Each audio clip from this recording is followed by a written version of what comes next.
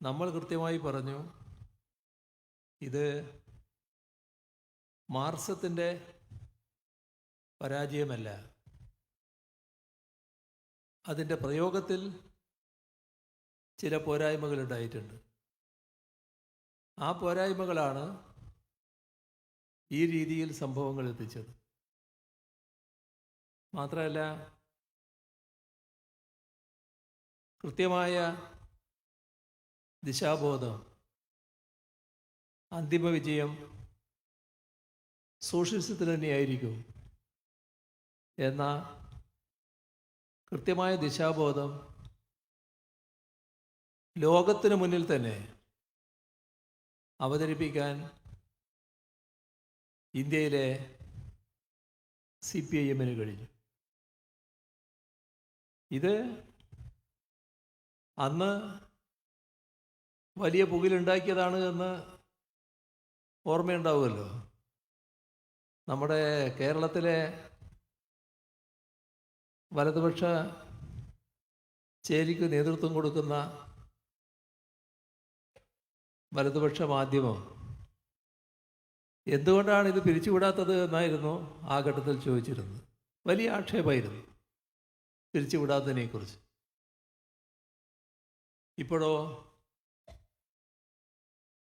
ഇപ്പോൾ ലോക സംഭവഗതികൾ പരിശോധിച്ചാൽ നമുക്ക് കാണാൻ കഴിയുക, നാം അന്ന് കണ്ടെത്തിയ കാര്യങ്ങൾ ശരിയായിരുന്നു എന്നുള്ളതാണ്. അത് ശരിയാണെന്ന് തെളിയിക്കത്തക്ക തരത്തിലുള്ള സംഭവഗതികളാണ് ലോകത്തുണ്ടായിരിക്കുന്നത്. സോഷ്യലിസത്തിന് തിരിച്ചടിയേറ്റു എന്നുള്ളത് ശരി തന്നെയാണ്. പക്ഷേ ഇന്നും ലോകത്ത് 1/5 ജനങ്ങൾ കമ്മ്യൂണിസ്റ്റ് പാർട്ടിയുടെ ഭരണത്തിന് കീഴിലാണ് നിലനിൽക്കുന്നത്. അപ്പോൾ പൂർണ്ണമായി തള്ളപ്പെട്ടു പോവുകയല്ല ചെയ്തത്. ഇപ്പോൾ സംഭവിച്ചുകൊണ്ടിരിക്കുന്ന കാര്യങ്ങൾ പരിശോധിച്ചാൽ നമ്മുടെ അയൽ രാഷ്ട്രങ്ങൾ, നേപ്പാൾ, ശ്രീലങ്ക, അവിടെയെല്ലാം അധികാരത്തിലിരിക്കുന്നത് കമ്മ്യൂണിസ്റ്റുകാരാണ്. അപ്പോൾ മാർക്സം തകർന്നുപോയില്ല. മാത്രമല്ല, മാർക്സിസം അജയ്യമാണെന്ന യാഥാർത്ഥ്യം ഓർമ്മിപ്പിക്കുന്നതാണ് ഈ സംഭവവികാസങ്ങൾ. പിന്നീടുള്ള ഓരോ പാർട്ടി കോൺഗ്രസ്സുകൾ പരിശോധിച്ചാലും നമ്മുടെ രാജ്യത്തെ രാഷ്ട്രീയ സംഭവവികാസങ്ങളിൽ ശക്തമായ ഇടപെടലാണ് CPIM നടത്തിയിട്ടുള്ളത്. 1995 ഛത്തീഗഡിൽ വെച്ചാണ് 15ാം പാർട്ടി കോൺഗ്രസ് ചേർന്നത്. അന്ന് ദേശീയ മുന്നണിയും ഇടതുപക്ഷവും തമ്മിലുള്ള ബന്ധവുമായി ബന്ധപ്പെട്ട കാര്യങ്ങളാണ് പ്രധാന വിഷയമായി വന്നത്. ആ ഘട്ടത്തിൽ വർഗീയ ശക്തികളെ പ്രതിരോധിക്കുന്നതിനായി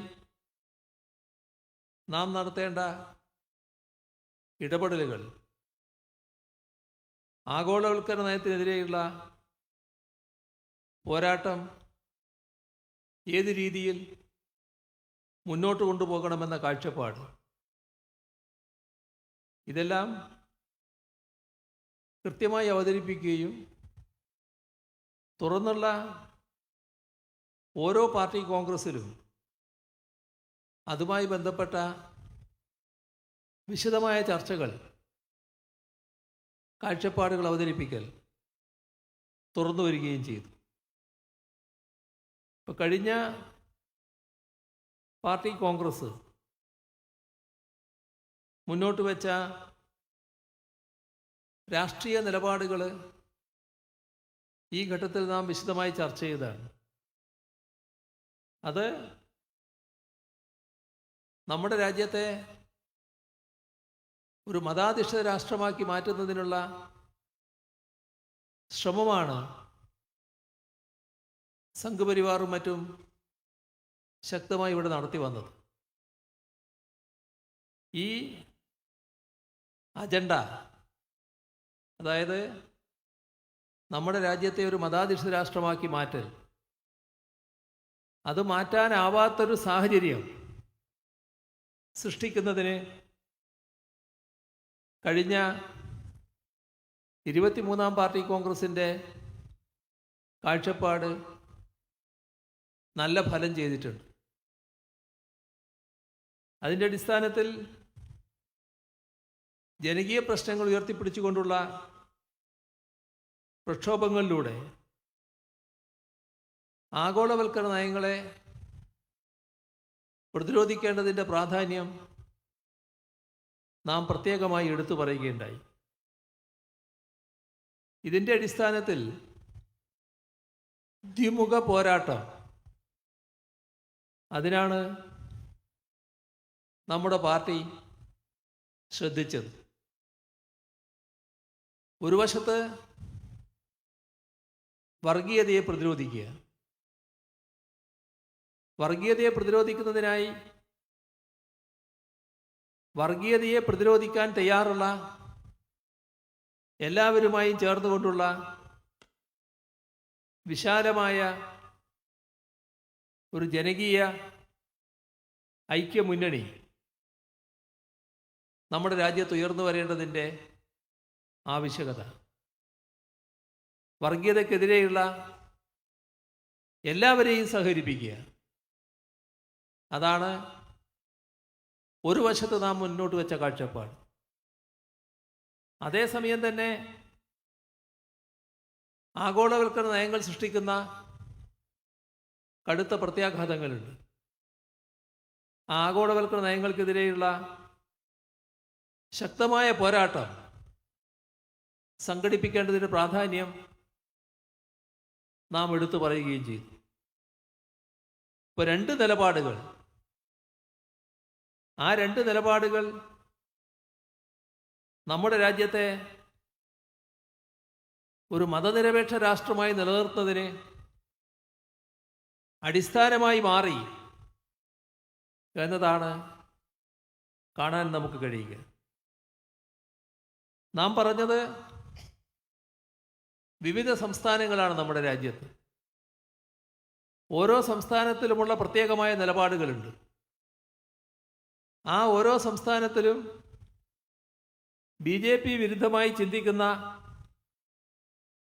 ഒട്ടേറെ ശക്തികളുണ്ട്. അത്തരം ശക്തികളെ ആകെ BJP വിരുദ്ധ ആളുകളെ കൂട്ടിയോജിപ്പിക്കാനാവുക, അങ്ങനെ സംസ്ഥാനം തോറുമുള്ള അത്തരമൊരു വിപുലമായ യോജിപ്പ് രൂപപ്പെട്ടാൽ BJPയെ പരാജയപ്പെടുത്താനാവും. ഇത്തരമൊരു കാഴ്ചപ്പാട് അവതരിപ്പിക്കാനിടയായത് വ്യത്യസ്ത നിലയാണ് സംസ്ഥാനങ്ങളിൽ. ആകെ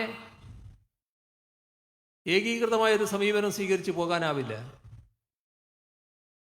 വിവിധ സംസ്ഥാനങ്ങളിൽ പ്രത്യേകം പ്രാദേശിക രാഷ്ട്രീയ കക്ഷികളാണ് പ്രധാന പ്രബല ശക്തിയായി നിൽക്കുന്നത്. അപ്പോൾ അവരെ കേന്ദ്രീകരിച്ചുകൊണ്ട് അതേസമയം BJPക്കെതിരെ അണിനിരക്കാൻ ആരൊക്കെ തയ്യാറുണ്ടോ അവരെയെല്ലാം സഹകരിപ്പിച്ച് ആ സംസ്ഥാനത്ത് BJPയെ പരാജയപ്പെടുത്തുക. ഇതിൻ്റെ അടിസ്ഥാനത്തിൽ നാം പ്രവർത്തിച്ചപ്പോൾ അതിൻ്റെ തുടർച്ചയായാണ് ഇന്ത്യ എന്ന വേദി രൂപം കൊള്ളുന്നിടത്തേക്ക് തന്നെ കാര്യങ്ങൾ എത്തിച്ചത്. ഇവിടെ അത്തരമൊരു വേദി ഉയർത്തുന്നതിൽ നമ്മുടെ രാജ്യത്ത് പ്രവർത്തിക്കുന്ന വിവിധ പാർട്ടികൾ, BJP വിരുദ്ധരായ പാർട്ടികൾ നല്ല പങ്കുവഹിച്ചു. ഈ നിലപാടാണ് ഫലത്തിൽ ഗുണകരമായി മാറിയത്. അതിൻ്റെ ഫലമായാണ് 3/2 ഭൂരിപക്ഷം ഉറപ്പിച്ചതായിരുന്നു BJP. അത് ഉണ്ടായില്ല എന്ന് മാത്രമല്ല, കേവല ഭൂരിപക്ഷമില്ലാത്ത അവസ്ഥയിലേക്ക് BJPയെ പിന്നോട്ടടിപ്പിക്കാൻ കഴിഞ്ഞു. ഒറ്റക്ക് അധികാരത്തിലേറി തങ്ങളുടെ അജണ്ട മുഴുവൻ നടപ്പാക്കാമെന്നായിരുന്നു BJPയുടെ ധാരണ. അത് ഇല്ലാതാക്കിയത് ഈ സമീപനത്തിൻ്റെ ഭാഗമാണ്. എന്നാൽ ഇതിനകത്ത് ശ്രദ്ധിക്കപ്പെടേണ്ട ഒരു ഭാഗമുണ്ട്. അത് ഇത്തരമൊരു മുന്നണി രൂപം കൊള്ളുന്നതിൽ നല്ല പങ്ക് നേരത്തെ പരാമർശിച്ച ഓരോ സംസ്ഥാനത്തുമുള്ള പ്രാദേശിക രാഷ്ട്രീയ കക്ഷികൾ, അവരാണ് പ്രബലം, ആ കക്ഷികൾ സ്വീകരിച്ചിട്ടുണ്ട്. അവരെ എല്ലാവരെയും നല്ല രീതിയിൽ സഹകരിപ്പിക്കാൻ തയ്യാറായി. പക്ഷേ കോൺഗ്രസ്സിന് മേധാവിത്വമുള്ള സംസ്ഥാനങ്ങളുണ്ട്. ആ സംസ്ഥാനങ്ങളിൽ ഇത്തരമൊരു വിശാലമായ കൂട്ടുകെട്ട് ഉണ്ടാക്കുന്നതിനല്ല കോൺഗ്രസ് തയ്യാറായത് എന്ന ദുരനുഭവം ഈ ഘട്ടത്തിലുണ്ടായിട്ടുണ്ട്. വളരെ സങ്കുചിതമായ നിലപാട്, അതിൻ്റെ ഭാഗമായി സഹകരിപ്പിക്കാവുന്ന ചില കക്ഷികളെ സഹകരിപ്പിക്കാതിരിക്കൽ, അതിൻ്റെ ഭാഗമായി അനാവശ്യമായ അസ്വാരസ്യം സൃഷ്ടിക്കൽ, BJPക്കെതിരെ അണിനിരക്കേണ്ട മുഴുവൻ ശക്തികളും അണിനിരക്കാൻ പറ്റാത്ത സാഹചര്യം സൃഷ്ടിക്കൽ, ഇത്തരമൊരു സ്ഥിതിവിശേഷം വന്നപ്പോൾ അതിൻ്റെ ഭാഗമായി BJPക്ക് നേട്ടമുണ്ടാക്കാൻ കഴിഞ്ഞു. ആ സമീപനത്തിൻ്റെ ദുരന്തം രാജ്യത്തും ചില സംസ്ഥാനങ്ങളിലും BJPക്ക് അധികാരത്തിൽ തുടരുന്നതിന് ഈ സമീപനം ഇടയാക്കി എന്നതാണ്. ഇപ്പോൾ പാർലമെൻറ്റ് തെരഞ്ഞെടുപ്പിന് മുൻപ് ഈ പ്രവണത ശക്തമായി വന്നത് നാം കണ്ടു. മധ്യപ്രദേശ്, രാജസ്ഥാൻ, ഛത്തീസ്ഗഡ്, ആ തെരഞ്ഞെടുപ്പുകൾ പാർലമെൻറ്റ് തെരഞ്ഞെടുപ്പിന് മുൻപ് നടന്ന ഏറ്റവും പ്രധാനപ്പെട്ട സംസ്ഥാന തെരഞ്ഞെടുപ്പുകളാണ്. എല്ലാവരും ഉറപ്പിച്ച് കണക്കാക്കിയത് ഈ സംസ്ഥാനങ്ങളിൽ BJP വലിയ തോതിൽ തറപറ്റുമെന്നാണ്. പൊതു അന്തരീക്ഷം അതായിരുന്നു. പക്ഷേ കോൺഗ്രസ് ഇപ്പം തന്നെ തങ്ങൾ ജയിച്ചു കഴിഞ്ഞു എന്ന നിലപാടാണ് എടുത്തത്. അപ്പോൾ പിന്നെ വേറെ ആരും വേണ്ട, മറ്റാളുകളെ സഹകരിപ്പിക്കേണ്ടതില്ല. സഹകരണത്തിന് തയ്യാറായ ആളുകളെപ്പോലും അകറ്റി നിർത്തുന്ന നിലയുണ്ടായി. എന്തായി ഫലം? BJP ഈ സംസ്ഥാനങ്ങളിൽ അധികാരത്തിൽ വരുന്ന അവസ്ഥയുണ്ടായി. ഇത് ലോക്സഭാ തെരഞ്ഞെടുപ്പിന് മുൻപാണ്. ലോക്സഭാ തെരഞ്ഞെടുപ്പ് പ്രത്യേക രീതിയിൽ നടന്നു. ലോക്സഭാ തെരഞ്ഞെടുപ്പിന് ശേഷം അതിലും മാറ്റമുണ്ടായില്ല. ലോക്സഭാ തെരഞ്ഞെടുപ്പിൽ ചില പ്രത്യേക സാഹചര്യങ്ങൾ രൂപപ്പെട്ട് വന്നപ്പോൾ പിന്നീട് ലോക്സഭാ തെരഞ്ഞെടുപ്പിന് ശേഷം നാം കണ്ടത് ഹരിയാനയിലും മഹാരാഷ്ട്രയിലും നിയമസഭാ തെരഞ്ഞെടുപ്പുകളാണ്. ആ തെരഞ്ഞെടുപ്പുകളിൽ നേരത്തെ കോൺഗ്രസ് സ്വീകരിച്ച അതേ നിലപാട് സ്വീകരിച്ചു. അതിൻ്റെ ഫലം നാം കണ്ടതാണ്. ഇപ്പോൾ കോൺഗ്രസ്സിന് കൃത്യമായ രാജ്യത്തിൻ്റെ അവസ്ഥ ഉൾക്കൊണ്ടുകൊണ്ടുള്ള നിലപാട് സ്വീകരിക്കാനാവുന്നില്ല. ഇപ്പോൾ ഈ സമ്മേളന കാലയളവ് ഡൽഹിയിൽ തെരഞ്ഞെടുപ്പ് നടക്കുകയാണ്. അവിടെ ഏറ്റവും പ്രധാനപ്പെട്ട പാർട്ടി, BJPയെ നേരിടുന്ന ഏറ്റവും പ്രധാനപ്പെട്ട പാർട്ടി ആം ആദ്മിയാണ്. പക്ഷേ BJP വിരുദ്ധ വോട്ടുകൾ യോജിപ്പിച്ച് നിർത്താനുള്ള നിലപാടല്ല അവിടെ സ്വീകരിക്കുന്നത്. ഇവിടെ BJPക്ക് ഗുണമുണ്ടാക്കുന്ന സമീപനമാണ് സ്വീകരിച്ചു പോകുന്നത്. നേരത്തെയും ഇതാണ്. അവിടെ ശക്തമായ പോരാട്ടമാണ് BJPക്കെതിരെ ആം ആദ്മി പാർട്ടി നടത്തുന്നത്. പക്ഷേ ആ ഗവൺമെൻറ്റിനെ നേരത്തെ അസ്ഥിരപ്പെടുത്തുന്നതിന് ശക്തമായ ഇടപെടലായിരുന്നു കോൺഗ്രസ് നടത്തിയത്. അതിൻ്റെ ഭാഗമായി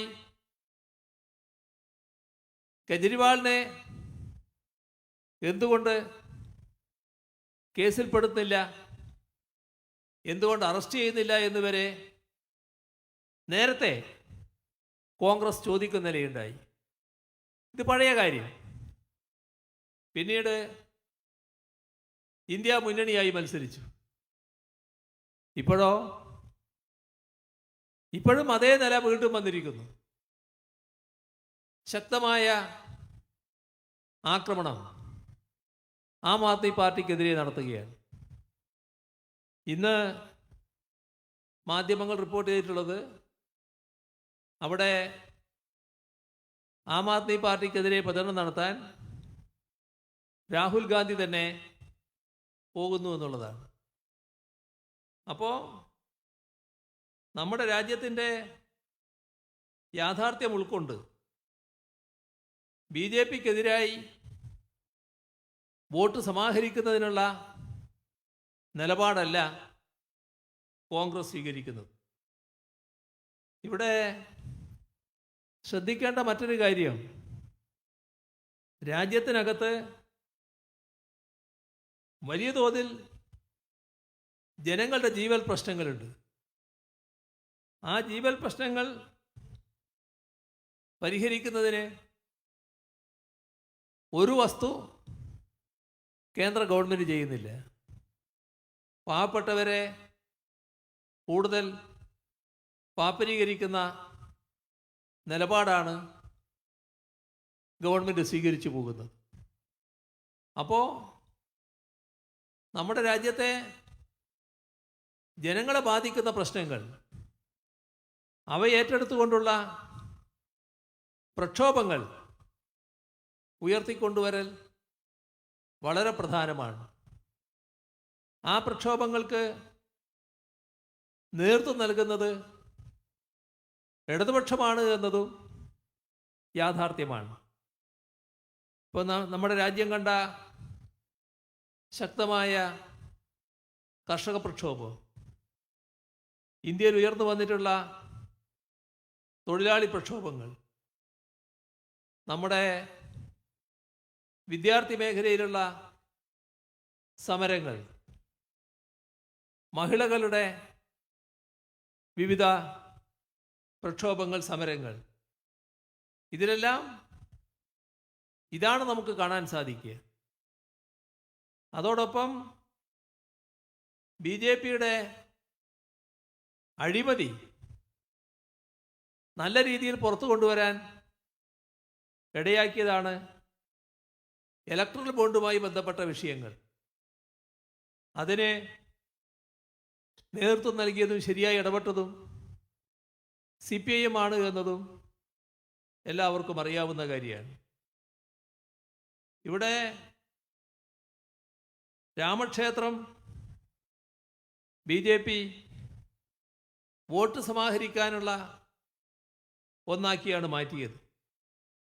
അതിൻ്റെ ഭാഗമായുള്ള പ്രതിഷ്ഠാ ചടങ്ങ്, അതിൽ എല്ലാ രാഷ്ട്രീയ പാർട്ടികളെയും ക്ഷണിക്കുന്ന നിലയെടുത്തു.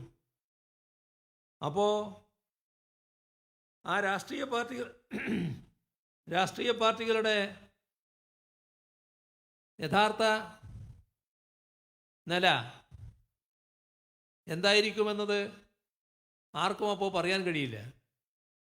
ചിലർ പോയി എന്ന് വരും. ഇത് തെരഞ്ഞെടുപ്പിനെ ഉപയോഗിക്കാനാണ് BJP ബോധപൂർവം കൊണ്ടുവന്നത്. ആ ഘട്ടത്തിൽ ശരിയായ നിലപാട് സ്വീകരിക്കാൻ കഴിഞ്ഞത് നമുക്കാണ്. അർത്ഥശങ്കക്കിടയില്ലാതെ നമ്മൾ മതനിരപേക്ഷമായ കാഴ്ചപ്പാട് അവതരിപ്പിച്ചു.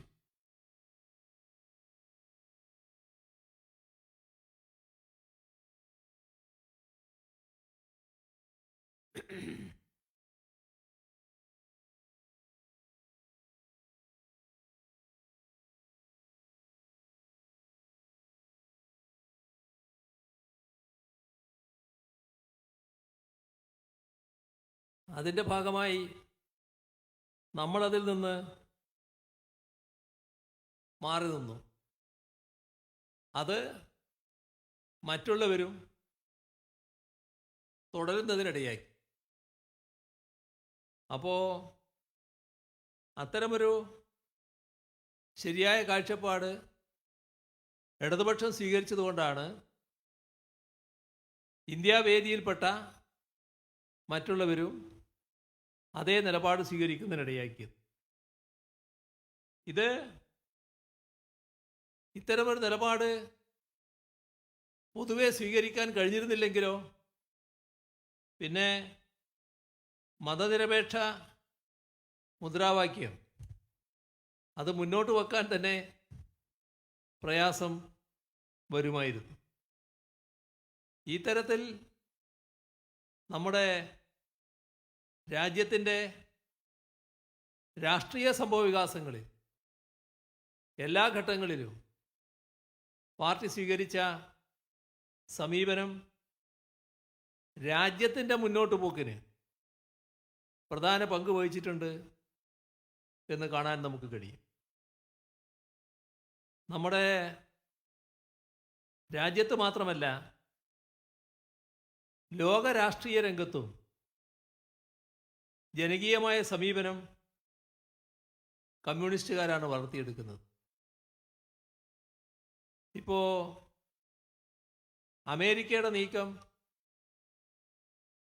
സോഷ്യലിസത്തിന് തിരിച്ചടിയേറ്റപ്പോൾ ഏകലോകക്രമം സ്ഥാപിക്കലാണ്. അതിനായി ലോകത്ത് തങ്ങളുടെ പരിധിയിൽ വരാത്ത, തങ്ങൾക്ക് കീഴ്പ്പെടാത്ത രാജ്യങ്ങളെ തകർക്കുന്ന നയമാണ് അമേരിക്ക സ്വീകരിച്ചു പോകുന്നത്.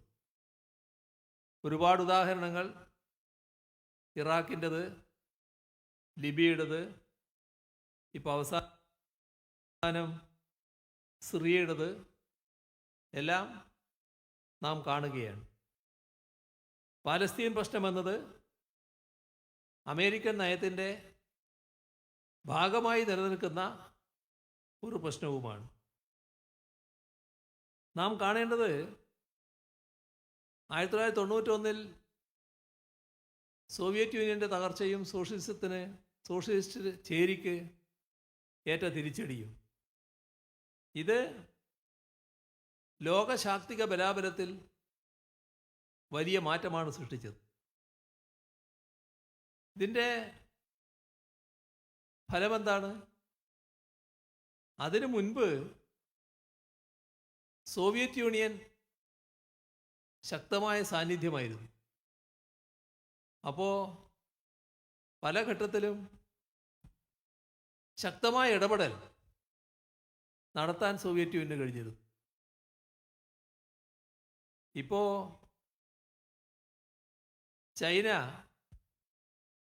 അവിടെ സോഷ്യലിസ്റ്റ് വ്യവസ്ഥ ശക്തിപ്പെടുത്തിക്കൊണ്ട് മുന്നോട്ട് പോകാനാണ് ശ്രമിക്കുന്നത്. അവരെ നല്ല രീതിയിലുള്ള വളർച്ച കൈവരിക്കുകയാണ്. അതിൻ്റെ ഭാഗമായി ലോകത്തെ ഏറ്റവും വലിയ സാമ്പത്തിക ശക്തിയായി ചൈന മാറും എന്നാണ് സാമ്പത്തിക വിദഗ്ധരൊക്കെ പറയുന്നത്. അപ്പോൾ അമേരിക്ക കാണുന്നത് എങ്ങനെയാ? ചൈന നിലനിൽക്കുന്നു,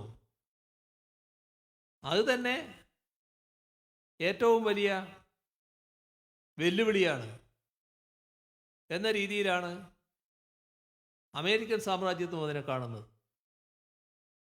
അതിൻ്റെ ഭാഗമായി ചൈനയ്ക്കെതിരെ വിവിധ രീതിയിലുള്ള സൈനിക സഖ്യങ്ങൾ ഉണ്ടാക്കുകയാണ്. പലതരത്തിൽ ചൈനയെ ഒറ്റപ്പെടുത്താനും തകർക്കാനും നടപടികൾ സ്വീകരിച്ചു വരുന്നതാണ് കാണാൻ നമുക്ക് കഴിയുക. ഇത് ചൈനയോട് മാത്രമല്ല, ക്യൂബക്കെതിരെ, വടക്കൻ കൊറിയക്കെതിരെ എല്ലാം ഇതേ നിലപാടാണ് അമേരിക്ക സ്വീകരിച്ചു പോകുന്നത്. ക്യൂബയുടെ കാര്യത്തിൽ ചില ഇളവുകൾ അവസാന ഘട്ടത്തിൽ അമേരിക്കൻ മുൻ പ്രസിഡന്റ് ബൈഡൻ്റെ കാലത്ത് നടന്നു. ട്രംപ് വന്ന് ആദ്യം തന്നെ ചെയ്തത് അതെല്ലാം റദ്ദാക്കി പഴയത് പുനഃസ്ഥാപിക്കലാണ്. ക്യൂബയെ വലിയ അസഹിഷ്ണുതയോടെയാണ് അമേരിക്ക കാണുന്നത്. അപ്പോൾ സോഷ്യലിസ്റ്റ് വ്യവസ്ഥ എവിടെയൊക്കെ ഉണ്ടോ അത് തകർക്കൽ ലോക മുതലാളിത്തത്തിൻ്റെ ആവശ്യമായിട്ടാണ് കാണുന്നത്. മുതലാളിത്തത്തിന് സോഷ്യലിസ്റ്റ് വ്യവസ്ഥയെ ഒരു രീതിയിലും പൊരുത്തപ്പെട്ട് കാണാൻ പറ്റുന്നില്ല, അതുമായി പൊരുത്തപ്പെടാനേ പറ്റുന്നില്ല. അതിനെ തകർക്കണമെന്ന വാശിയിലാണ്. അതിനുള്ള ഇടപെടൽ നേരത്തെ നടത്തി, ഇപ്പോഴും തുടർന്ന് നടത്തിക്കൊണ്ടിരിക്കുകയാണ്. ഇപ്പോൾ സോഷ്യലിസ്റ്റ് വ്യവസ്ഥയല്ല റഷ്യയിൽ, പക്ഷേ പൂർണ്ണമായി അമേരിക്കക്ക് കീഴ്പ്പെട്ടല്ല അവർ നിൽക്കുന്നത്. അപ്പോൾ അതുപോലുള്ള റഷ്യ ഒരു വലിയ രാജ്യമാണല്ലോ, അത്തരം രാജ്യങ്ങളെയും തകർക്കാനുള്ള നീക്കങ്ങളാണ് നടന്നുകൊണ്ടിരിക്കുന്നത്. ഇപ്പോൾ റഷ്യ ഉക്രൈൻ യുദ്ധം, അതും റഷ്യയെ വളഞ്ഞു പിടിക്കാനുള്ള അമേരിക്കൻ സമീപനത്തിൻ്റെ ഭാഗമാണ് എന്നത് കാണേണ്ടതായിട്ടുണ്ട്.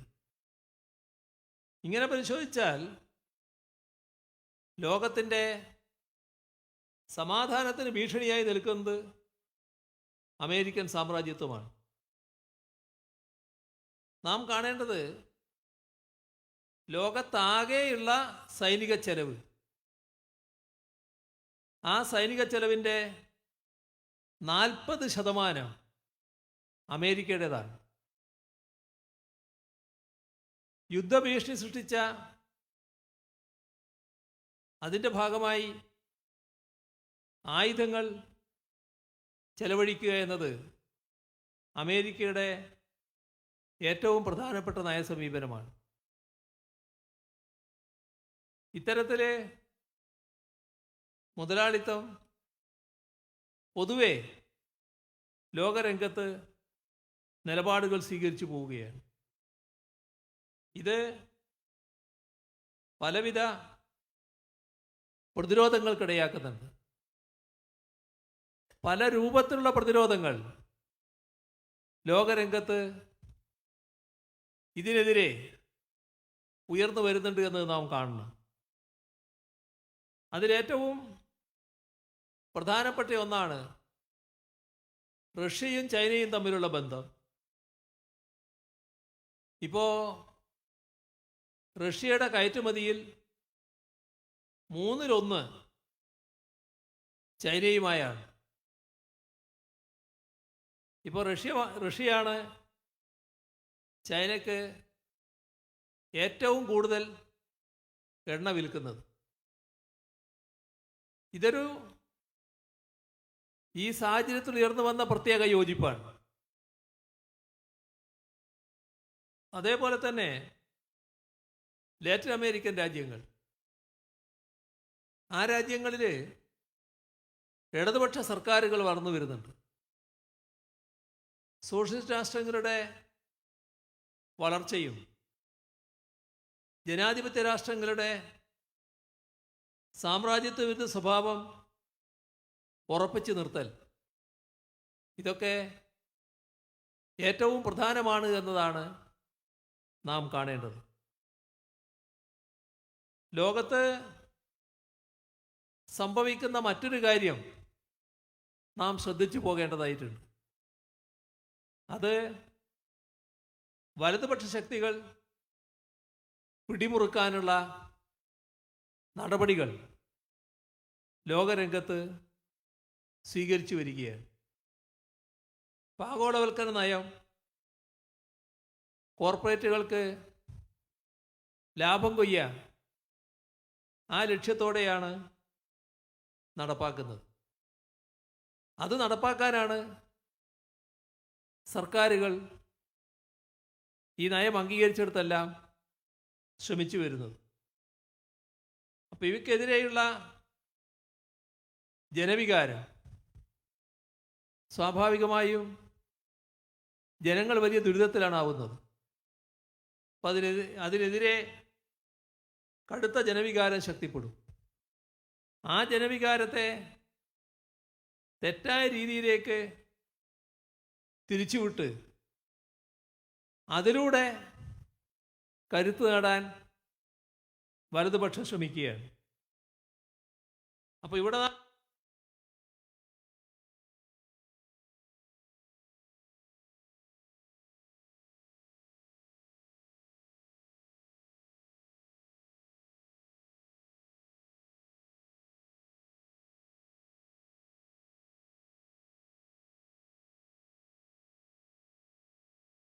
ഉണ്ടാവും, അല്ലെങ്കിൽ തിരിച്ചാണ് സംഭവിക്കുക. ഇവിടെ ജനകീയ രാഷ്ട്രീയത്തിൻ്റെ വികാസം, അതിലൂടെ ഭരണമാറ്റം, ഇതെല്ലാം നടക്കണമെങ്കിൽ ഉയർന്നു വരുന്ന പ്രതിഷേധം ശരിയായ കാഴ്ചപ്പാടോടെ നയിക്കാൻ കഴിയണം. ഇപ്പോൾ നേരത്തെ നമ്മൾ കേട്ട അമേരിക്കയിലെ വാൾ സ്ട്രീറ്റ് പ്രക്ഷോഭം, പിന്നെ കേട്ട മുല്ലപ്പൂ വിപ്ലവം, ഇതിലൊക്കെ നല്ല പങ്കാളിത്തം ജനങ്ങളുടെ ഭാഗത്തുണ്ടായിരുന്നു. പക്ഷേ ആ പ്രക്ഷോഭങ്ങൾക്ക് ശരിയായ നേതൃത്വം ഉണ്ടായിരുന്നില്ല. ശരിയായ പ്രത്യയശാസ്ത്രത്തിൻ്റെ അടിസ്ഥാനത്തിൽ അത്തരം പ്രക്ഷോഭങ്ങളെ നയിക്കാൻ കഴിഞ്ഞില്ല. അങ്ങനെ നയിക്കാൻ കഴിഞ്ഞില്ലെങ്കിൽ അത് ജനങ്ങൾക്ക് അനുകൂലമായി മാറുകയില്ല. അതാണ് ആ ഘട്ടത്തിൽ തന്നെ നാം വ്യക്തമാക്കിയിരുന്നു. അപ്പോൾ ഏറ്റവും പ്രധാനം ശരിയായ രാഷ്ട്രീയ കാഴ്ചപ്പാടോടെ അത്തരം പ്രക്ഷോഭങ്ങൾ നയിക്കുക എന്താണ്.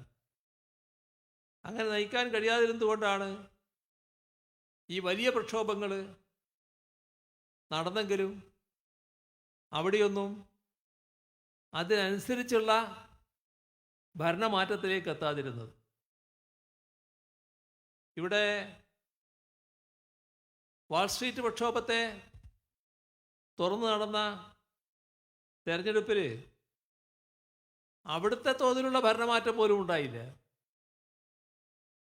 എന്നാൽ ഇവിടെ നമ്മൾ ശ്രീലങ്കയെ കാണണം. ശക്തമായ ജനകീയ ബദൽ ഉയർത്തിക്കൊണ്ടാണ് ശ്രീലങ്കയെ നയിക്കാൻ അവിടെ ശ്രമിച്ചത്. അതിന് നല്ല ഫലമുണ്ടാക്കാൻ കഴിഞ്ഞു. അതുകൊണ്ടാണ് കമ്മ്യൂണിസ്റ്റ് പാർട്ടി നേതാവ് അവിടെ അധികാരത്തിലെത്തുന്ന നിലയുണ്ടായത്. അപ്പോൾ ശരിയായ രാഷ്ട്രീയ ധാരണ, ബദൽ സമീപനം മുന്നോട്ട് വെച്ച് പ്രവർത്തിക്കുക എന്നത് പ്രധാനമാണ്. ഇല്ലെങ്കിൽ നിലനിൽക്കുന്ന വ്യവസ്ഥക്കെതിരായ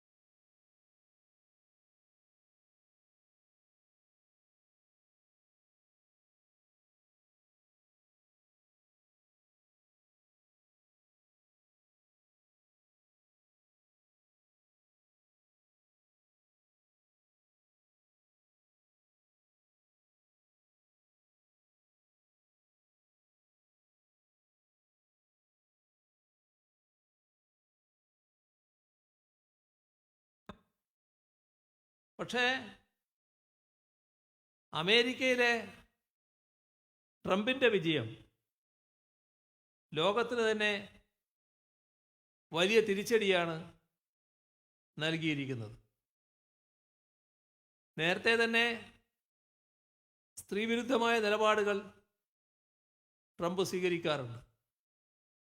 ഇപ്പം അത് ട്രാൻസ്ജെൻഡറുകൾക്കെതിരെയും കുടിയേറ്റക്കാർക്കെതിരെയും തിരിയുന്ന നില വന്നിരിക്കുന്നു. ഇപ്പോൾ ലോകത്ത് പുതിയ ചിന്തകൾക്ക് പകരം പ്രാചീനമായ ചിന്തകളെ ആധുനികമെന്ന വേഷം കെട്ടിച്ച് കൊണ്ടുവന്ന് വലതുപക്ഷ ശക്തികൾ ലോകത്തിലെ ആശയമണ്ഡലത്തെ മാറ്റിമറിക്കാൻ ശ്രമിക്കുന്നുണ്ട്. ഇത് തിരിച്ചറിയാൻ നമുക്ക് കഴിയേണ്ടതായിട്ടുണ്ട്. നമ്മുടെ രാജ്യത്തെ സാഹചര്യങ്ങൾ പരിശോധിച്ചാൽ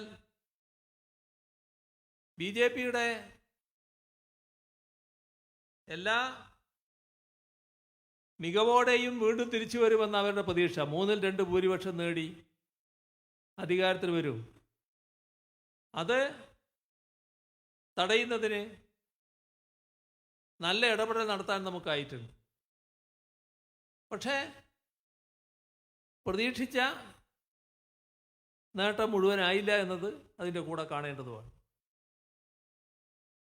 നമ്മുടെ രാജ്യം മുന്നോട്ട് വച്ച മതനിരപേക്ഷത, സാമൂഹ്യനീതി, സമത്വം, ഫെഡറലിസം, ഈ കാഴ്ചപ്പാടുകളെല്ലാം ഭരണഘടനയുടെ ഭാഗമായി മാറിയത് യഥാർത്ഥത്തിൽ ദേശീയ പ്രസ്ഥാനം തന്നെ മുന്നോട്ട് വെച്ച കാഴ്ചപ്പാടുകളായിരുന്നു ഇത് എന്നുള്ളതാണ്.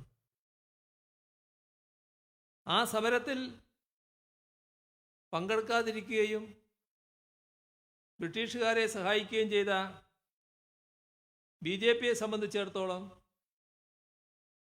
ഇതൊന്നും അവർക്ക് യോജിപ്പുള്ള കാര്യമല്ല. ഇത്തരം ഒരു മൂല്യവും അവരംഗീകരിക്കുന്നില്ല. അതുകൊണ്ടാണ് ഭരണഘടനയ്ക്കെതിരെ ശക്തമായ നിലപാട് അവർ സ്വീകരിക്കുന്നത്.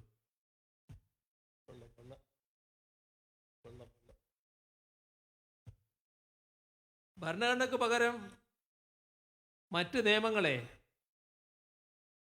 മനുസ്മൃതി അതുപോലുള്ള കാര്യങ്ങളെ പ്രകീർത്തിക്കലാണ് അവർ നടത്തിക്കൊണ്ടിരിക്കുന്നത്. അപ്പോൾ മറ്റൊരു കാര്യം ഫെഡറലിസം തകർക്കാനുള്ള നീക്കങ്ങളാണ്. നമ്മുടെ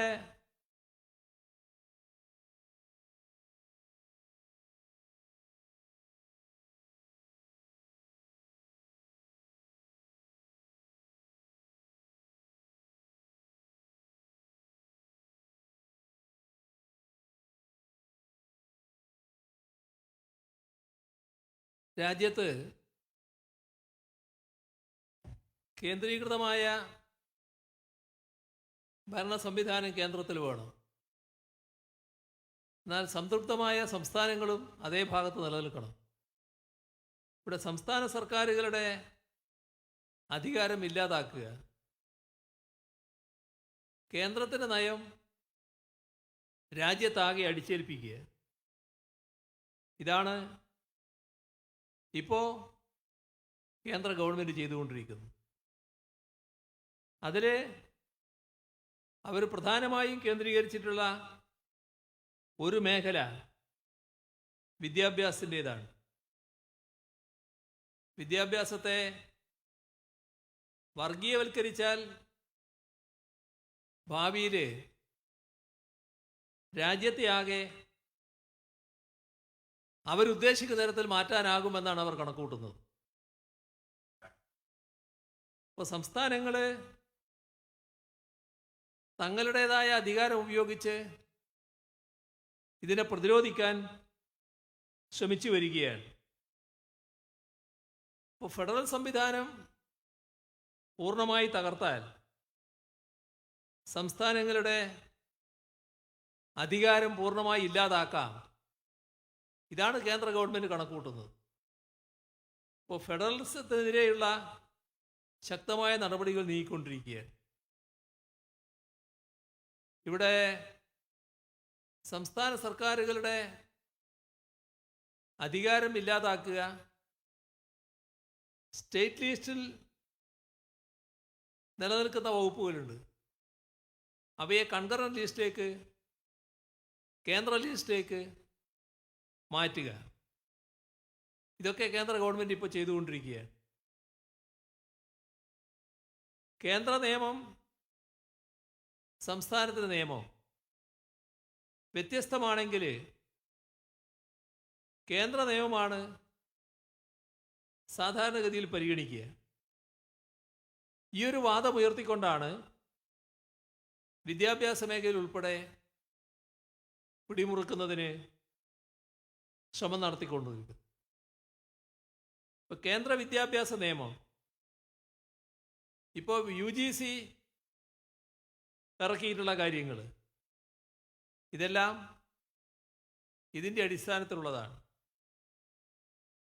രാജ്യത്തെ ജനാധിപത്യ സംവിധാനം, മതനിരപേക്ഷത നിലനിർത്തുന്നതിന് നമ്മുടെ വിദ്യാഭ്യാസം പ്രധാന പങ്ക് വഹിക്കുന്നുണ്ട്. അപ്പോൾ മതനിരപേക്ഷത വേണ്ട എന്നാണല്ലോ കേന്ദ്രത്തിനുള്ളത്. അതിൻ്റെ ഭാഗമായി മതനിരപേക്ഷ വിദ്യാഭ്യാസത്തെ തകർക്കണം, പൂർണ്ണമായ കാവ്യവൽക്കരണം നടപ്പാക്കാനാവണം. അതിൻ്റെ ഭാഗമായാണ് പുതിയ വിദ്യാഭ്യാസ നയം പ്രഖ്യാപിച്ചിട്ടുള്ളത്. വലിയ ദുരിതം ഇതിൻ്റെ ഭാഗമായി നമ്മുടെ രാജ്യത്ത് സംഭവിക്കാൻ പോകുന്നുവെന്ന് നാം കാണണം. ഇപ്പോൾ UGC പുറത്തിറക്കിയ പുതിയ കരട് നിർദ്ദേശങ്ങൾ അത് സംസ്ഥാനത്തുള്ള സർവകലാശാലകളുടെ നിയന്ത്രണം കേന്ദ്രത്തിൻ്റെ കയ്യിലേക്ക് ഏൽപ്പിക്കലാണ്. അതിനിടയാക്കുന്നതാണ്. വിദ്യാഭ്യാസം സംസ്ഥാന വിഷയമാണ്. സർവകലാശാലകൾക്കുള്ള ഫണ്ടുകളും മറ്റും സംസ്ഥാന സർക്കാരുകളാണ് അനുവദിക്കുന്നത്. ഇപ്പോൾ 56 കേന്ദ്ര സർവകലാശാലകളുണ്ട്. അതേസമയം 481 സംസ്ഥാന സർവകലാശാലകളുണ്ട്. ഇവയുടെ എല്ലാം നിയന്ത്രണം കേന്ദ്ര സർക്കാരിൻ്റെ കയ്യിലെത്തണമെന്ന് അവർ ആഗ്രഹിക്കുക. BJPക്ക് ഭരണമില്ലാത്ത സംസ്ഥാനങ്ങളിൽ ഗവർണർമാരെ ഉപയോഗിച്ച് വൈസ് ചാൻസലർമാരെ നിയമിക്കാനുള്ള നടപടിയാണ് എടുത്തിട്ടുള്ളത്. ഇതിനെതിരെ BJP ഇതര സർക്കാരുകൾ വിവിധ രീതിയിൽ പൊരുതുന്നുണ്ട്.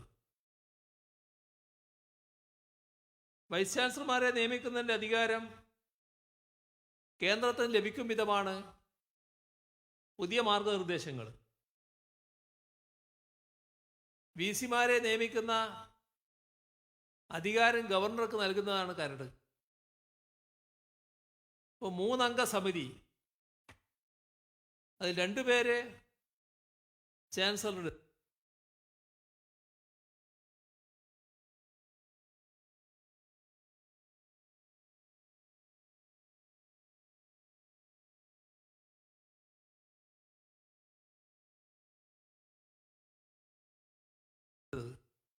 ഗവർണറെ നിയമിക്കുന്ന രീതി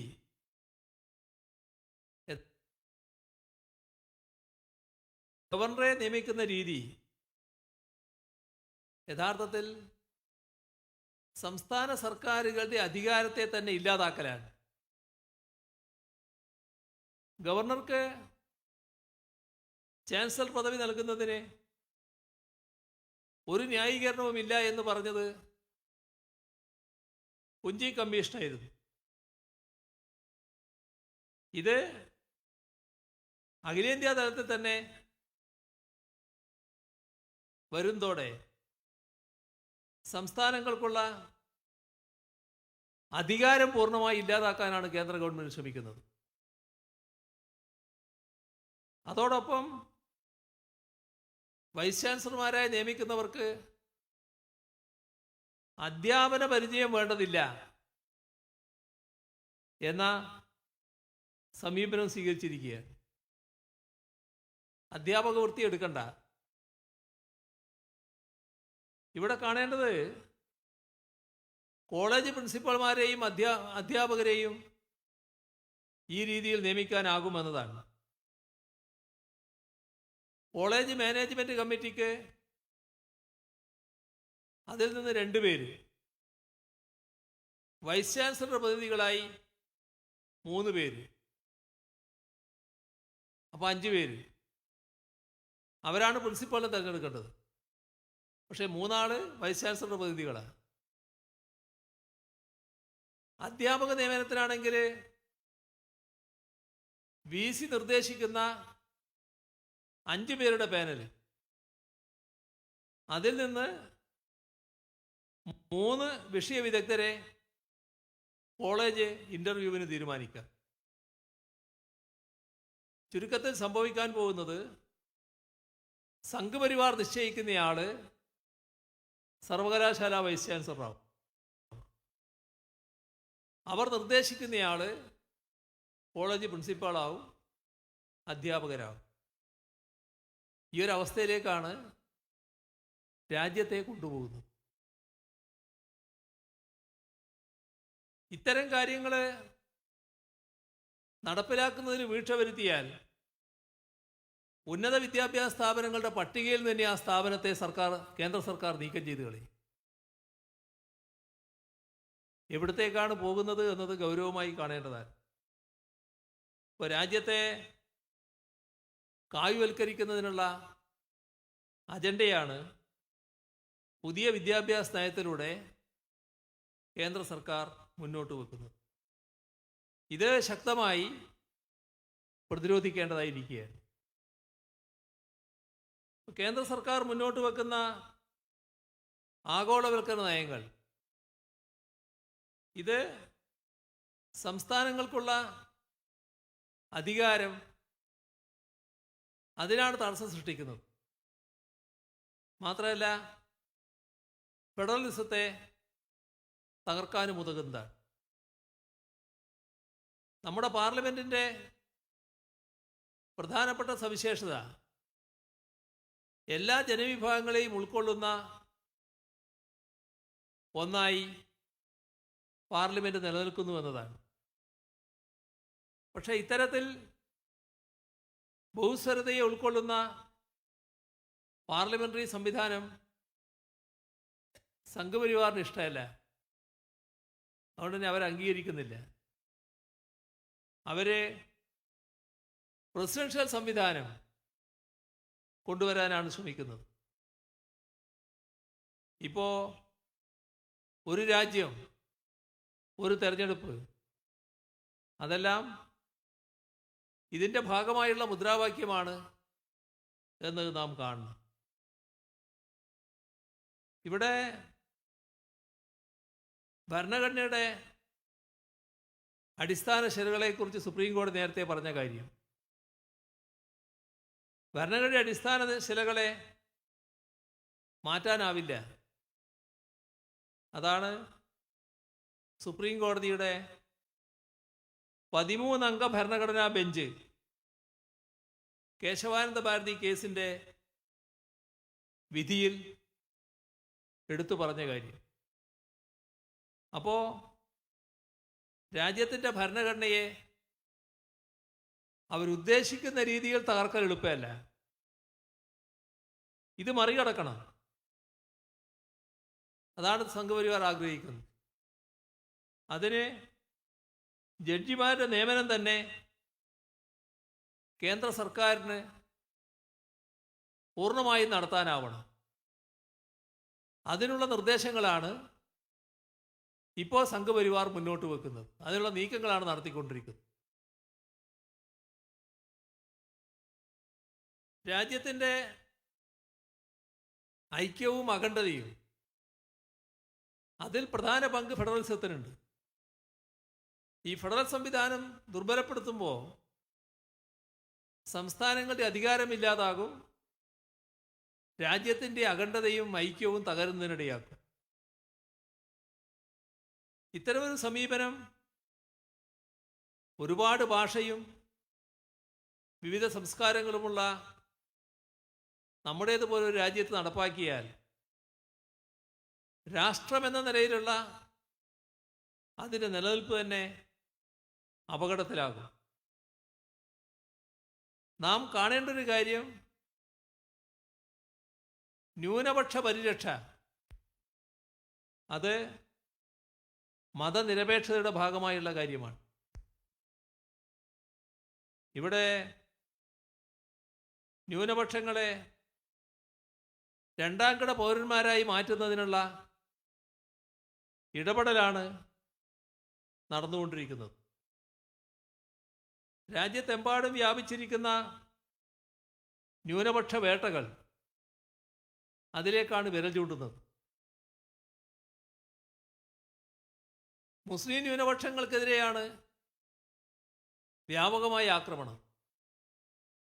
എന്നാൽ മുസ്ലിം ന്യൂനപക്ഷത്തെ മാത്രമല്ല, ക്രിസ്ത്യൻ ന്യൂനപക്ഷങ്ങൾക്കെതിരെയും ആ ആക്രമണം വ്യാപിപ്പിക്കുകയാണ്. അപ്പോൾ ഒരു ഭാഗത്ത് ന്യൂനപക്ഷ ആക്രമണം, വേറൊരു ഭാഗത്ത് ദളിതുകൾക്കും സ്ത്രീകൾക്കുമെതിരെയുള്ള ആക്രമണങ്ങളും വ്യാപകമായി വരികയാണ്. ഇതിൻ്റെ കൂടെ കാണേണ്ട ഒരു പ്രധാനപ്പെട്ട കാര്യമാണ് കേന്ദ്ര സർക്കാരിൻ്റെ നയത്തിൻ്റെ ഭാഗമായി കോർപ്പറേറ്റ് ശക്തികളെ പ്രീണിപ്പിക്കൽ, വലിയ തോതിലുള്ള അസന്തുലിതാവസ്ഥ സൃഷ്ടിക്കൽ, നമ്മുടെ രാജ്യത്തിൻ്റെ സമ്പത്തിൻ്റെ 40% ജനസംഖ്യയുടെ 1% ഉടമസ്ഥതയിലാണ്. ജനസംഖ്യയുടെ ഏറ്റവും താഴെയുള്ള 50% കൈവശം വെറും 3% സമ്പത്ത് മാത്രമാണുള്ളത്. ഇതൊരു ചിത്രം. വേറൊരു ചിത്രം, നമ്മുടെ രാജ്യത്ത് 23 കോടി ജനങ്ങൾ ദാരിദ്ര്യത്തിലാണ്. അപ്പോൾ വലിയ അസന്തുലിതാവസ്ഥ രാജ്യത്ത് രൂപപ്പെട്ടിരിക്കുകയാണ്. ഈ അസന്തുലിതാവസ്ഥ പരിഹരിക്കാൻ ഒരു ശ്രമവും കേന്ദ്ര സർക്കാർ നടത്തുന്നില്ല. ഇപ്പോൾ കഴിഞ്ഞ ബജറ്റ് പരിശോധിച്ചാൽ വിദേശ കോർപ്പറേറ്റുകൾക്ക്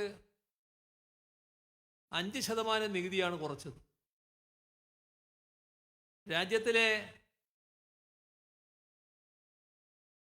60% പേർ ഉപജീവനം നടത്തുന്ന കാർഷിക വൃത്തി, ആ കർഷകരുടെ പ്രധാന ആവശ്യമാണ് ന്യായമായ താങ്ങുവില. ഇതേവരെ അതിന് തയ്യാറായിട്ടില്ല. രാസവള സബ്സിഡി 24,894 കോടി രൂപയാണ് കുറച്ചത്. ഭക്ഷ്യ സബ്സിഡിയിലും വെട്ടിക്കുറവ് വരുത്തിയിരിക്കുകയാണ്. തൊഴിലുറപ്പ് പദ്ധതിയിലും ഇതേ സ്ഥിതി തന്നെയാണ്. ജനദ്രോഹപരമായ ഇത്തരം നയങ്ങളെ പ്രതിരോധിക്കാൻ സ്വാഭാവികമായും ജനങ്ങൾ തയ്യാറാകും. അപ്പോൾ അത് സംഭവിക്കരുത് എന്നിവർക്ക് ആഗ്രഹമുണ്ട്. അതിനായി ജനങ്ങളെ ഭിന്നിപ്പിക്കലാണ് കോർപ്പറേറ്റുകൾ ആഗ്രഹിക്കുന്നത്. അതിനാണ് വർഗീയത വലിയ തോതിൽ ഇളക്കി വിടുന്നത്. ഇപ്പോൾ ജീവൽ പ്രശ്നങ്ങളിൽ നിന്ന് ജനങ്ങളുടെ ശ്രദ്ധ തിരിച്ചുവിടലാണ്. ഇതിന് കോർപ്പറേറ്റുകൾ വലിയ പിന്തുണയാണ് നൽകുന്നത്. ഇത്തരത്തിലുള്ള ഒരു ഭരണ സംവിധാനമാണ് നമ്മുടെ രാജ്യത്ത് നിലനിൽക്കുന്നത്. കോർപ്പറേറ്റ് ഹിന്ദുത്വ അജണ്ട ഇതാണ് രാജ്യത്ത് നടപ്പിലാക്കുന്നത് എന്നത്, ഇതെല്ലാം കൊണ്ടാണ് CPIM പറയുന്നത്. അപ്പോൾ വർഗീയ അജണ്ടകളെ പ്രതിരോധിക്കണമെങ്കിൽ ശരിയായ രാഷ്ട്രീയ നിലപാടുകളുടെ അടിസ്ഥാനത്തിലുള്ള സമരങ്ങൾ വികസിപ്പിച്ചെടുക്കാൻ കഴിയും. ഇത്തരം കാര്യങ്ങളിൽ വ്യക്തമായ നിലപാടുകളുള്ളത് ഇടതുപക്ഷത്തിനാണ്. അപ്പോൾ ഇടതുപക്ഷത്തെ ശക്തിപ്പെടുത്തലാണ് മർമ്മപ്രധാനമായ കാര്യം. ഇടതുപക്ഷം ശക്തിപ്പെടണമെങ്കിൽ നമ്മുടെ പാർട്ടിയുടെ സ്വതന്ത്രമായ ശക്തി നല്ല നിലക്ക് വികസിക്കേണ്ടതുണ്ട്. അതിനനുസൃതമായ പ്രവർത്തന പദ്ധതികൾ നമുക്ക് ആവിഷ്കരിക്കാനാവണം. വർഗീയതക്കും ആഗോളവൽക്കരണ നയങ്ങൾക്കുമെല്ലാം എതിരായി ജനകീയ താൽപ്പര്യം ഉയർത്തിപ്പിടിച്ചുകൊണ്ട് ഇടതുപക്ഷമാണ് പൊരുതുന്നത്. ഇടതുപക്ഷത്തിൻ്റെ കരുത്ത് വർദ്ധിപ്പിച്ചെടുക്കുക എന്നതാണ് ഏറ്റവും പ്രധാനം. നമ്മുടെ സംസ്ഥാനവുമായി ബന്ധപ്പെട്ട വളരെ കൂടുതൽ കാര്യങ്ങളിലേക്ക് ഞാൻ കടന്നു പോകുന്നില്ല. കേരളത്തിൻ്റെ രാഷ്ട്രീയ ചരിത്രം തിരുത്തിക്കുറിച്ചുകൊണ്ടാണ് 2021 LDF തുടർ ഭരണം നേടുന്ന അവസ്ഥയുണ്ടായി. ഇത് ചെറിയ തോതിലല്ല വലതുപക്ഷത്തെ വിളറി പിടിപ്പിച്ചിരിക്കുന്നു. 1957 ആദ്യത്തെ ഗവൺമെൻറ് കേരളത്തിൽ രൂപം കൊണ്ടപ്പോൾ അത് കമ്മ്യൂണിസ്റ്റ് പാർട്ടി നേതൃത്വത്തിലായി എന്ന് വന്നപ്പോൾ അന്നതുണ്ടാക്കിയ വിളറിപിടുത്തമുണ്ട്. അന്നത്തെ ബൂർഷ്വാ ഭൂവുടമവർഗത്തിന് ഒരു തരത്തിലും പൊരുത്തപ്പെടാൻ കഴിയാത്ത ഒന്നായിരുന്നു. പിന്നെ ഇടക്കിടക്ക് നാം അധികാരത്തിൽ വന്നിട്ടുണ്ട്. പക്ഷേ തുടർച്ചയായി അധികാരത്തിൽ വരിക എന്നത് ഒരു തരത്തിലും ഈ ശക്തികൾക്ക് പൊരുത്തപ്പെടാൻ കഴിയുന്ന ഒന്നല്ല. അപ്പോൾ അതിൻ്റെ ഭാഗമായി LDF സർക്കാരിനെതിരായി ശക്തമായ പ്രചാരവേലകൾ എല്ലാ രാഷ്ട്രീയ മര്യാദകളെയും ലംഘിച്ചുകൊണ്ട് പാർട്ടിക്കെതിരെ വലിയ തോതിലുള്ള ഐക്യനിര രൂപപ്പെടുത്താനുള്ള പ്രവർത്തനങ്ങൾ എല്ലാവരെയും കൂട്ടിച്ചേർക്കാൻ പറ്റുമെന്നാണ് നോക്കുന്നത്. ഇതെല്ലാം ഇപ്പോൾ നടന്നുകൊണ്ടിരിക്കുകയാണ്. ഇവിടെ തൊഴിലാളി വർഗത്തിൻ്റെ രാഷ്ട്രീയം ശക്തിപ്പെട്ടു വരുന്നു. ആ ഘട്ടത്തിൽ എന്താണ് സംഭവിക്കുക എന്നത് നേരത്തെ തന്നെ മാർക്സും ഏംഗൽസും എല്ലാം പ്രവചിച്ചു വെച്ചിട്ടുണ്ട്. കമ്മ്യൂണിസ്റ്റ് മാനിഫെസ്റ്റോയിൽ തന്നെ പറഞ്ഞ കാര്യമാണ്. തൊഴിലാളി വർഗത്തിൻ്റെ രാഷ്ട്രീയം ശക്തിപ്പെട്ടു വരുമ്പോൾ എല്ലാ പിന്തിരിപ്പന്മാരും ഒന്നായി ചേരും എന്നായിരുന്നു നൽകിയ മുന്നറിയിപ്പ്. അത്തരമൊരു നിലയിലേക്കാണ് നമ്മുടെ ഇവിടുത്തെ രാഷ്ട്രീയം വികസിച്ചു വരുന്നത്. ഇടതുപക്ഷ സർക്കാരിനെതിരെ ഒരു വിശാല മുന്നണി ആ നിലയിൽ ഒന്നിച്ചു ചേരാനുള്ള ശ്രമമാണ് ഇവർക്കുള്ളത്. ഇതിൽ കോൺഗ്രസ് BJP കൂട്ടുകെട്ട് അത് പല തലങ്ങളിൽ നടന്നിട്ടുണ്ട്. നേരത്തെ അപൂർവം ചില ഘട്ടങ്ങളിൽ അതിലൊന്ന് 1957 വന്ന ഗവൺമെൻറ്റിനെ പിരിച്ചുവിട്ടു. പിന്നെ തെരഞ്ഞെടുപ്പ് വരുന്നത് 60. ആ 60 അന്നത്തെ ഗവൺമെൻറ്റിന് നേതൃത്വം കൊടുത്ത EMSനെ പരാജയപ്പെടുത്താൻ BJPയുടെ മുൻഗാമികളായ ജനസംഘവുമായി യോജിച്ചുകൊണ്ട് ഒരു ശ്രമം നടത്തി. അതായിരുന്നു 1960 പട്ടാമ്പിയിൽ കണ്ടത്. എന്നാൽ അതേ നില തന്നെ 1971 സഖാവ് AKജിയെ പരാജയപ്പെടുത്താൻ പാലക്കാട് ലോക്സഭാ മണ്ഡലത്തിലും ശ്രമിക്കുകയുണ്ടായി. ആ ശ്രമങ്ങളെയൊക്കെ അതത് ഘട്ടത്തിൽ കേരളം പരാജയപ്പെടുത്തിയ. പിന്നെ ഉണ്ടായത് BJPയെ വിജയിപ്പിക്കാൻ കോൺഗ്രസ് വോട്ടുകൾ നൽകാം. അതിൻ്റെ ഭാഗമായി OLB സഖ്യം വടകരയിലും ബേപ്പൂരും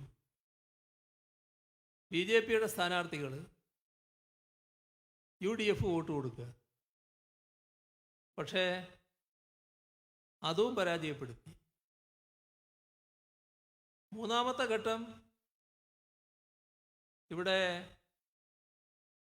UDF സ്ഥാനാർത്ഥി ഉണ്ടാവും, പക്ഷെ BJP സ്ഥാനാർത്ഥിക്ക് വോട്ട് കൊടുക്കുക. അതാണ് 2016 നേമത്ത് നടന്നത്.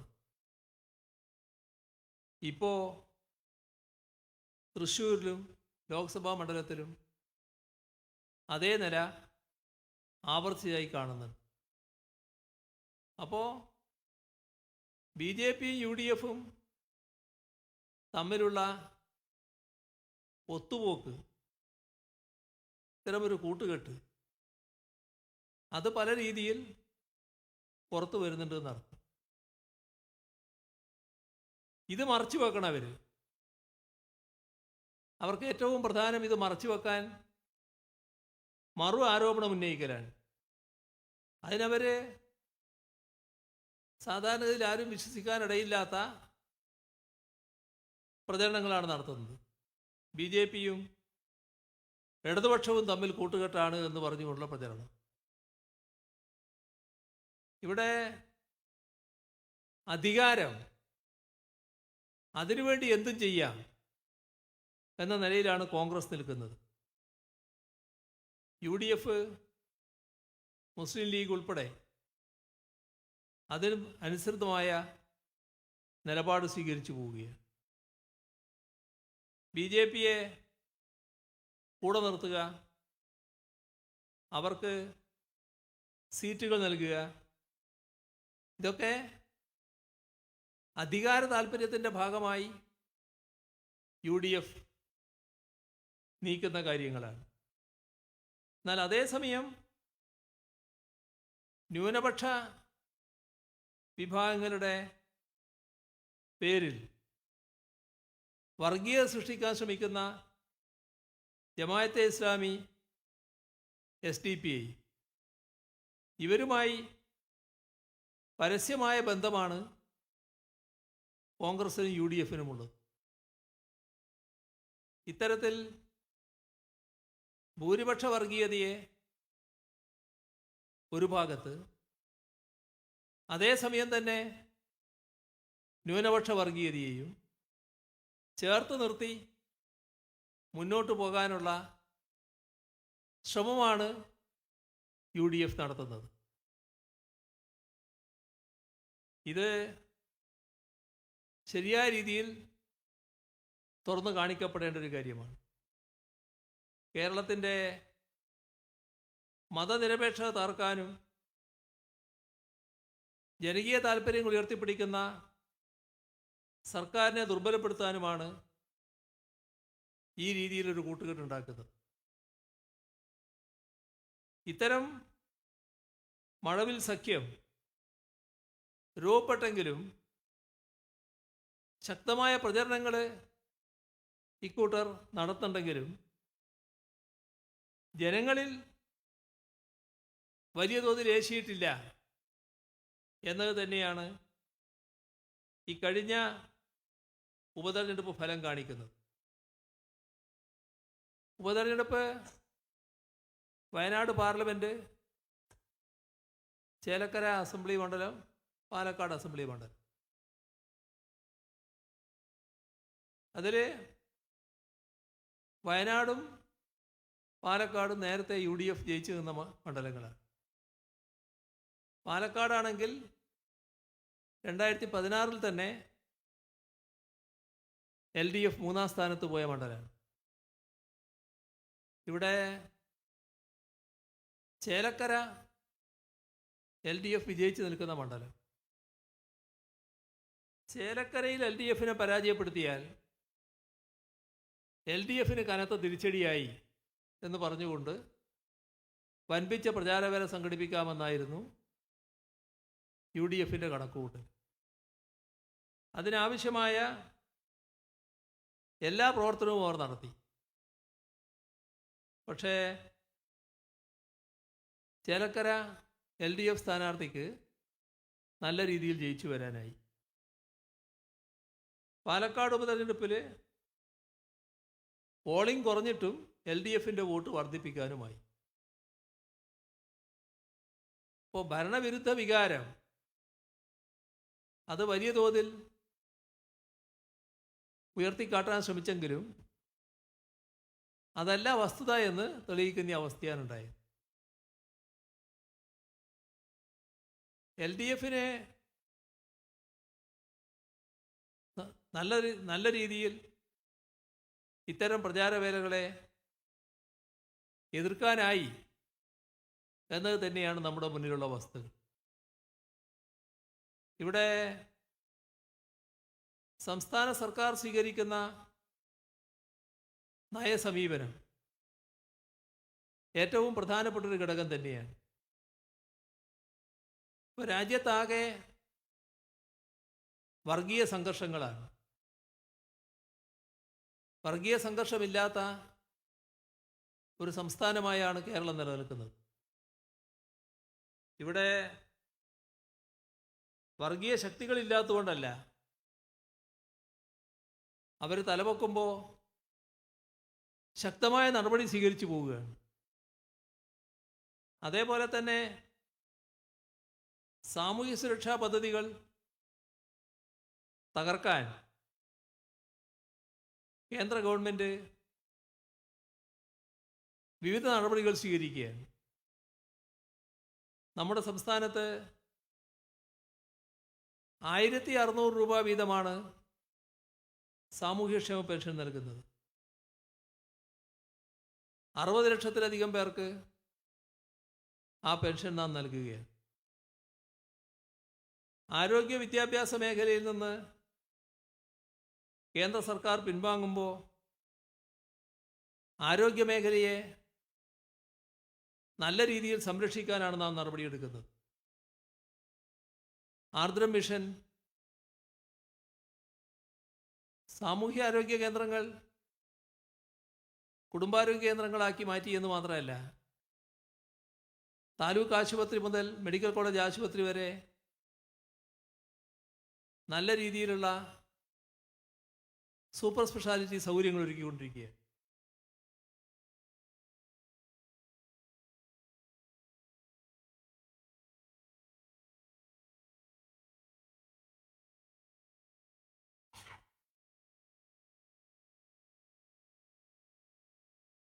അതോടൊപ്പം നമ്മുടെ സംസ്ഥാനത്ത്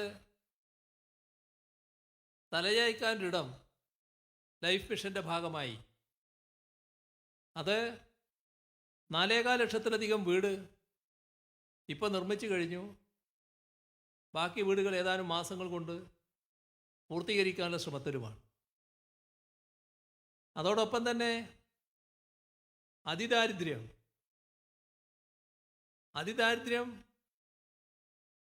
പരിഹരിക്കാൻ കഴിയുന്നൊരു സംസ്ഥാനമായി കേരളം മാറിക്കൊണ്ടിരിക്കുകയാണ്. ഈ വരുന്ന നവംബർ 1 അതിദരിദ്രരില്ലാത്ത സംസ്ഥാനമായി കേരളത്തെ മാറ്റാനുള്ള നടപടികളാണ് സ്വീകരിച്ചു വരുന്നത്. നിയമനം കേരള PSC വഴി പ്രതിവർഷം 30,000-ലേറെ നിയമനങ്ങളാണ് നടക്കുന്നത്. പല സംസ്ഥാനങ്ങളിലും അത് 1000-ൽ താഴെയാണ്. 1957-ൽ നാം ഇവിടെ ഭൂപരിഷ്കരണം നടപ്പാക്കിയതാണ്. 67-ൽ കുടികിടപ്പ് അവകാശം നടപ്പിലാക്കി. ഇവിടെ എല്ലാവർക്കും പട്ടയം ഉറപ്പുവരുത്തുന്ന നടപടികളാണ് സ്വീകരിച്ചു വരുന്നത്. അതിൻ്റെ ഭാഗമായി പട്ടയം നല്ല രീതിയിൽ നൽകുന്ന നിലയാണ് സ്വീകരിച്ചിട്ടുള്ളത്.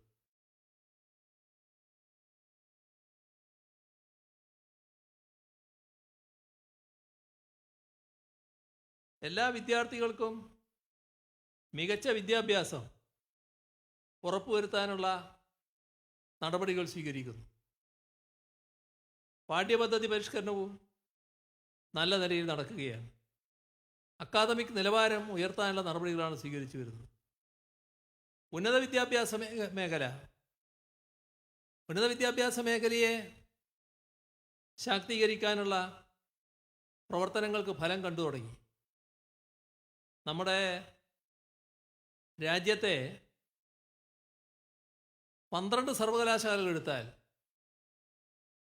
ആ 12-ൽ 3 കേരളത്തിൽ നിന്നുള്ളതാണ്. ആദ്യത്തെ 12.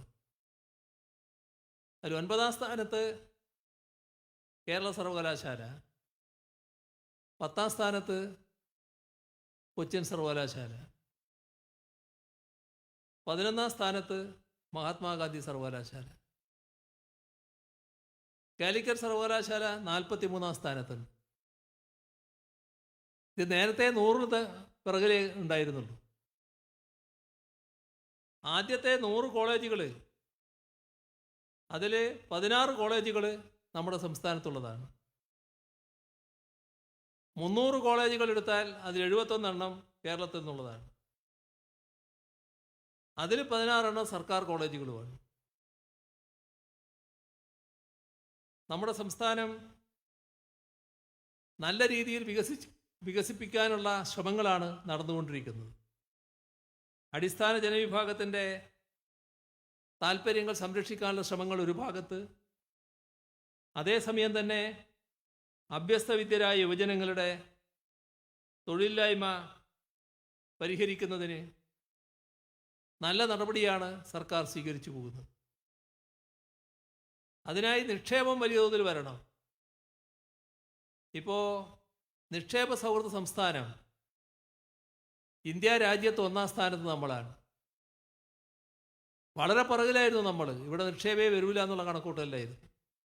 പക്ഷെ തുടർച്ചയായി നാം നടത്തിയ പ്രവർത്തനങ്ങളുടെ ഭാഗമായാണ് ഈ നേട്ടം കൈവരിക്കാൻ കഴിഞ്ഞത്. നമ്മുടെ വിവിധ പദ്ധതികൾ നമ്മുടെ ഖജനാവിൽ വലിയ ശേഷിയില്ല എന്നെല്ലാവർക്കും അറിയാമല്ലോ.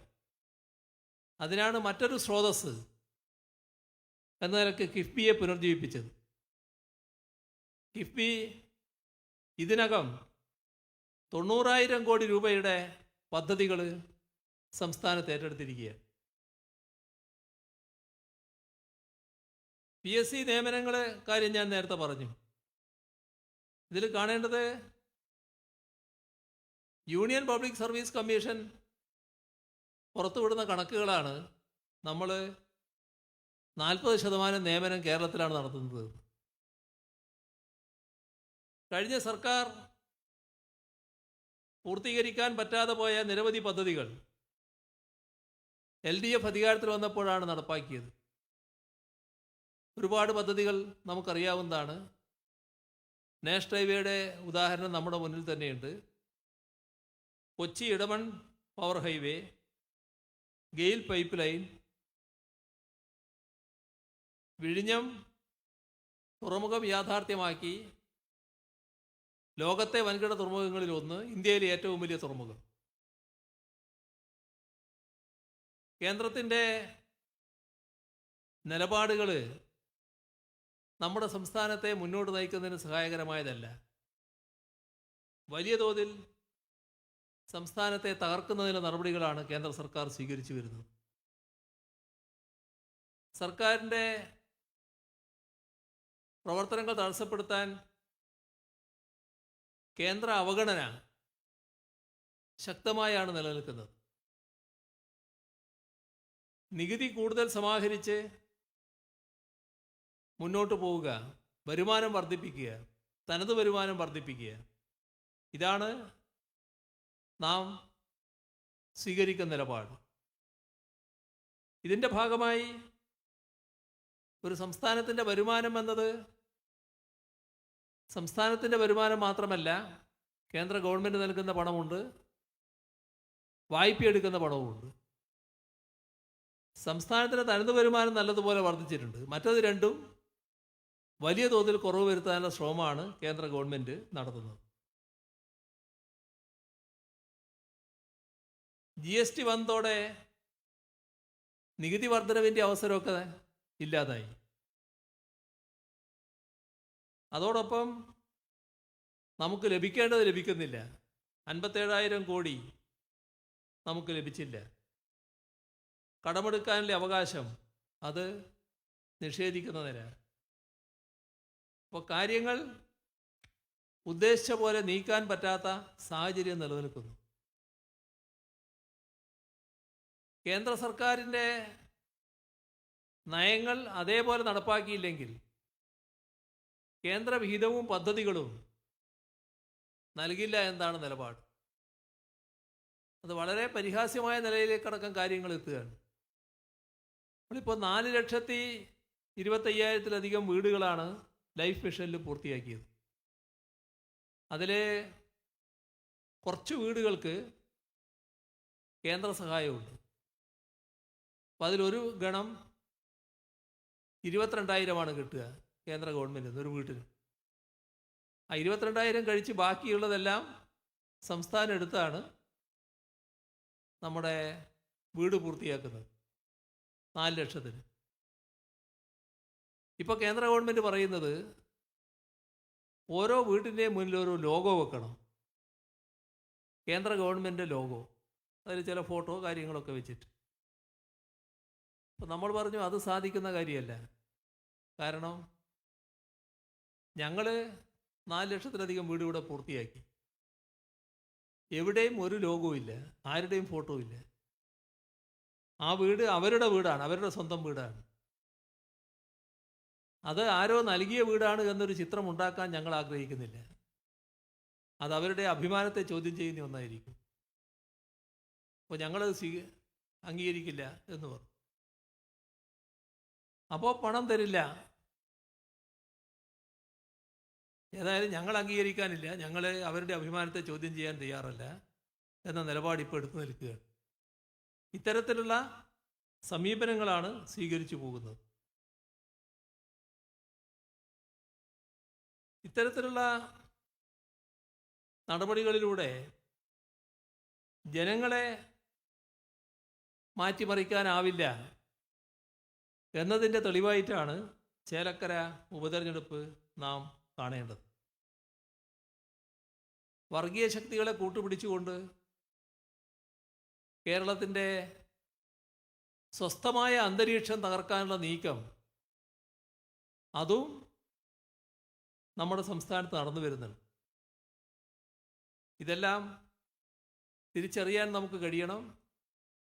തിരിച്ചറിഞ്ഞുകൊണ്ട് എല്ലാ കള്ളപ്രചരണങ്ങളെയും കേന്ദ്ര ഏജൻസികളുടെ ഇടപെടലിനെയും മറികടന്ന് നിയമസഭാ തെരഞ്ഞെടുപ്പിൽ 2021 നല്ല വിജയം നേടാൻ കഴിഞ്ഞു. അതിൻ്റെ ഭാഗമായി ജനങ്ങൾ തന്നെ തുടർ ഭരണവും LDFനെ ഏൽപ്പിച്ചു. എല്ലാ നുണക്കഥകളും നേരത്തെ പൊളിഞ്ഞതാണ്. പുതിയ നുണക്കഥകളും ഓരോന്നോരോന്നായി പൊളിഞ്ഞു വീഴുകയുമാണ്. അത് കാണിക്കുന്നത് യാഥാർത്ഥ്യം അധികകാലം മറച്ചു വെക്കാനാവില്ല എന്നുള്ളത് തന്നെയാണ്. ഏത് പ്രതിസന്ധി ഉണ്ടായാലും ജനങ്ങൾക്ക് നൽകിയ വാഗ്ദാനങ്ങൾ പൂർത്തീകരിക്കാനുള്ള പ്രവർത്തനങ്ങളാണ് സർക്കാർ നടത്തിക്കൊണ്ടിരിക്കുന്നത്. LDFും CPIMും ആ കാര്യത്തിൽ പ്രതിജ്ഞാബദ്ധമായ നിലപാടാണ് സ്വീകരിക്കുന്നത്. ഇത് കണ്ടുകൊണ്ട് കാര്യങ്ങൾ മുന്നോട്ട് നീക്കാൻ നമുക്ക് കഴിയേണ്ടതായിട്ടുണ്ട്. ഈ ഘട്ടത്തിൽ മറ്റു കൂടുതൽ കാര്യങ്ങളിലേക്ക് ഞാൻ കടക്കുന്നില്ല. ഈ സമ്മേളനത്തിൻ്റെ ഔപചാരികമായ ഉദ്ഘാടനം നിർവഹിച്ചതായി അറിയിച്ചുകൊണ്ട് അവസാനിപ്പിക്കുന്നു. നിങ്ങൾക്കെൻ്റെ അഭിവാദ്യങ്ങൾ.